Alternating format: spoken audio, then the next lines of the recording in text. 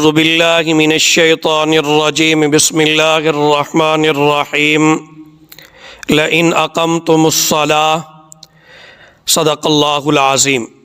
یہاں سے وہ شرائط بیان کی جا رہی ہیں جن کو پورا کرنے سے اللہ تعالیٰ کی معیت نصیب ہو سکتی ہے۔ ارشاد فرمایا لئن اقمتم الصلاة وآتیتم الزکاة، اگر تم نے نماز قائم کی، زکوٰۃ ادا کی۔ نماز اور زکوٰۃ اہم ترین ارکان اسلام میں سے ہیں۔ قرآن پاک میں ان دونوں چیزوں پر مداومت کی بار بار تاکید کی گئی ہے۔ نماز بدنی عبادت ہے اور اس کا تعلق حقوق اللہ سے ہے۔ زکوٰۃ مالی عبادت ہے اور اس کا تعلق حقوق العباد سے ہے۔ امام شاہ ولی اللہ محدث دہلوی رحمہ اللہ فرماتے ہیں زکوٰۃ کے ذریعے انسان میں دو اعلیٰ اخلاق پیدا ہوتے ہیں، ایک بنی نوع انسان سے ہمدردی اور دوسرے اپنی ذات سے بخل کا ختم ہونا۔ مال خرچ کرنے والا شخص بخیل نہیں ہوگا۔ بخل بہت بری بیماری ہے جس کے متعلق حضور صلی اللہ علیہ وسلم نے فرمایا ایو داء ادوأ من البخل، یعنی کنجوسی سے زیادہ بری بیماری کون سی ہو سکتی ہے۔ بخاری شریف حدیث نمبر 4383۔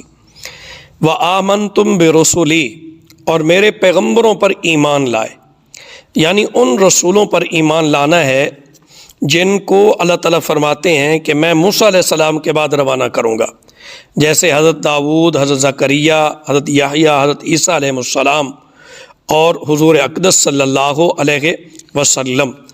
آگے ارشاد فرمایا وَعَزَّرْتُمُوهُمْ، اور عزت سے ان کا ساتھ دیا۔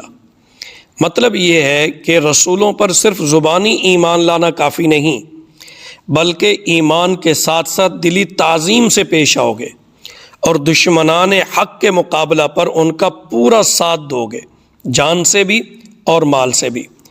تو اس آیت کے حصے میں چند شرائط بیان کی گئی ہیں اور کہا گیا بنی اسرائیل کو کہ اگر تمہارے اندر یہ شرائط پائی گئیں تو اللہ کی مدد اور نصرت تمہارے ساتھ ساتھ ہوگی۔ ان میں سب سے پہلی شرط ہے نماز، اور نماز ہم پر 5 وقت فرض کی گئی ہے۔ تو نماز، جو آدمی نماز پڑھتا ہے، اللہ کی رحمت، اللہ کی مدد، نصرت اس کے ساتھ ساتھ ہوتی ہے۔ اب ایک آدمی نماز ہی نہیں پڑھ رہا اور وہ کہتا ہے کہ میرے مسائل نہیں حل ہو رہے، تو یہ اس کا اپنا قصور ہے۔ تو کوشش کیجئے نماز کی مکمل پابندی کیجئے، آج سے پکا ارادہ کیجئے۔